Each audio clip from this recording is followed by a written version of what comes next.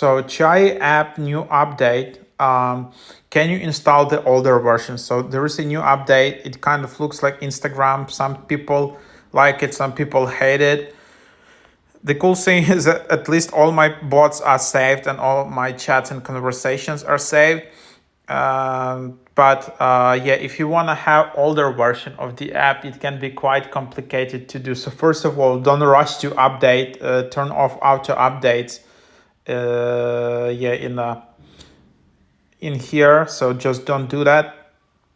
But yeah, I think there is a way. If you go to the App Store, if you want to see your purchased apps, there are some ways where you can actually install the previous version of this app, like the older version. To be honest, I don't exactly remember how to do it, but seems it can be possible for that if you did it. So, but basically, that's what it is.